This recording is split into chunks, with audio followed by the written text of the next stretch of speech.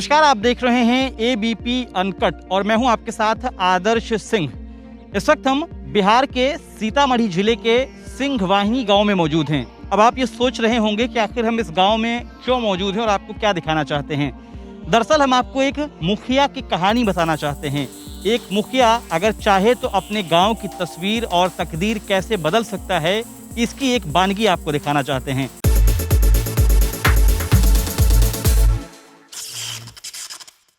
मेरे साथ एक पढ़ी लिखी मुखिया रितु जायसवाल मौजूद हैं, जिन्होंने ना सिर्फ सिंघवाहिनी गांव की तस्वीर बदली है बल्कि इसको उस मुकाम तक भी लेकर गई हैं जिसके लिए लोग इसे एक पैमाना बना सकें। रितु जी, आपने जो बदलाव किए हैं, क्या लगता है आपको कि इससे और लोगों को मोटिवेट किया जा सकता है? क्योंकि गांव में बदलाव दिखते नहीं है जल्दी। बिल्कुल, अगर आप बेहतर काम करते हैं तो वो कहीं ना कहीं से दूसरों को इंस्पायर तो करता ही है। मैं खुद अगर यहाँ पे काम कर रही हूँ तो इंस्पायर होके ही कर रही हूँ। और मैं आपको बता दूँ कि सोशल मीडिया से ही इंस्पायर होके कर रही हूँ। मैंने हिवरे बाज़ार देखा था, एक ऐसे गांव, एक जो बहुत पिछड़ा हुआ था और एक सरपंच की वजह से वो कैसे बदलता है, तो मुझे लगा कि मुझे भी एक कोशिश करनी चाहिए। तो यही वजह है कि मैं अपने गांव की जो भी चीज़ें होती हैं मैं सोशल मीडिया पे ज़रूर शेयर करती हूँ ताकि दूसरे उससे मोटिवेट हो सकें। गांव में हम अगर बदलाव की बात करें तो क्या क्या ऐसे बदलाव हैं जो आपने पिछले 4.5-5 सालों में किए हैं और पहले बहुत सालों से नहीं थे? देखिए, हमारे यहाँ पे सबसे पहले मेरा जो पंचायत है नेपाल बॉर्डर के करीब है और काफ़ी बहुत पिछड़ा हुआ पंचायत, जहाँ पे कि हर साल बाढ़ आना आम बात है। तो हर साल हम लोग कहते हैं ना कि रीसेट बटन दबाते हैं, फिर से स्टार्ट करते हैं, ऐसा कुछ है यहाँ पे। ज़रूरतें, विकास की बात तो तब आती है जब अपनी ज़रूरतों को पूरी कर लेते हैं। यहाँ बेसिक ज़रूरतें ही बहुत नहीं थी, तो वो हम लोगों ने सबसे पहले सड़क का लाना, बिजली का लाना, बिजली घर घर तक पहुँचाना, क्योंकि कहीं पूरे पंचायत में कहीं भी बिजली नहीं पहुँची थी। सड़क तो आप भूल ही जाओ, पगडंडी पे ये पंचायत था। तो ज़रूरतें थी कि पहले यहाँ सड़क आ जाए, बिजली आ जाए हर घर में। और किसानों के लिए हम क्या कर सकते थे? सिंचाई एक बड़ी समस्या थी, उसके लिए हम लोगों ने सोलर वाटर टैंक लगभग हर खेत के बीच में हम लोगों ने करवाए ताकि वो अच्छे से सिंचाई का काम कर सके। तो इस तरह के काम, महिलाओं को की आर्थिक आज़ादी पे हमने काम किया। पहली बार शायद इस पंचायत में ऐसा होगा कि विधवाओं को प्रॉपर्टी में राइट दिलवाना, ठीक है, क्योंकि नॉर्मली ऐसे जगह पे होता है कि विधवा हो गई तो उसका कोई राइट नहीं है, लेकिन उसके नाम से ज़मीन करवाना, ये इस पंचायत में हुआ है। सैनिटरी पैड बैंक्स यहाँ पे हैं, चलता फिरता सैनिटरी पैड बैंक है, और वो बैंक वो चलाते हैं दिव्यांग हैं, और उनको हम लोगों ने ट्राइसिकल के साथ पूरा पैड बैंक इस्टेब्लिश करके दिया। वो जगह जगह जाकर के वो पैड बेचते हैं, जिनसे उनको भी कुछ पैसे मिल जाते हैं और बहुत सस्ते दरों में महिलाओं के घर तक पैड पहुंचता है। तो वो एक महिलाओं की स्वच्छता के प्रति जागरूक करना, खुले में शौच मुक्त है हमारा पंचायत। ये सब क्या है ना कि एक अच्छे समाज का आईना होता है। आप एक बेहतर जगह पे रह रहे हो, वो साफ़ हो, स्वच्छ हो, इकोनॉमिकली स्ट्रेंथेंड हो।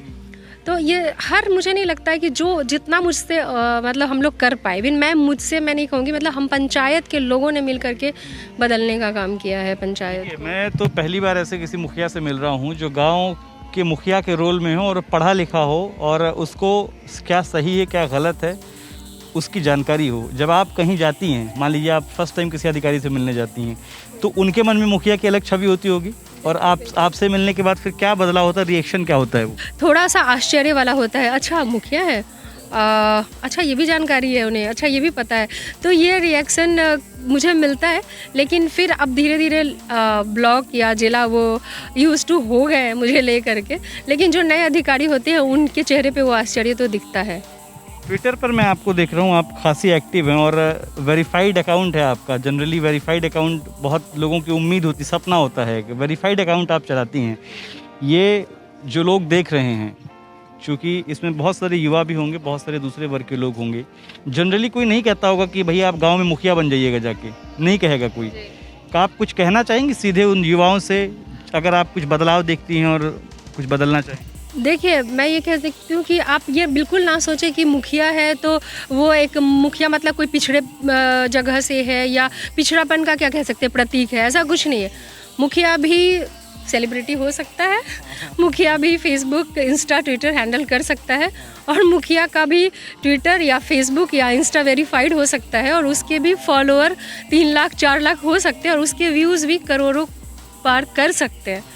तो मुझे तो लगता है, मुझे नहीं लगता कि मैं किसी पिछड़ी जगह पे काम कर रही हूँ तो उससे मुझे फ़ायदा नहीं हुआ। मैं कहूँ व्यक्तिगत तौर पे तो मुझे अच्छा लगता है ना। कहीं कहीं मैं जाती हूँ तो लोग कहते हैं सेलिब्रिटी मुखिया है। हाँ, तो वो कहीं ना कहीं से मैं आश्चर्य से देखती हूँ, पर मुझे अच्छा लगता है कि अच्छा ऐसा है।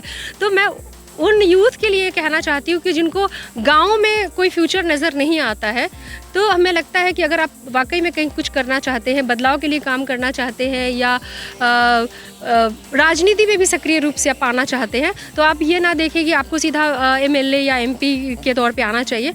आप ग्रास रूट लेवल पे आएँ, ज़मीन पे काम करें, ज़मीन को समझें, क्योंकि ज़मीन पे आके ही वो कहते हैं ना कि आप आरी और अमीन, ज़मीन और अमीन को जब तक आप नहीं समझेंगे तब तक आप गाँव को नहीं समझ सकते।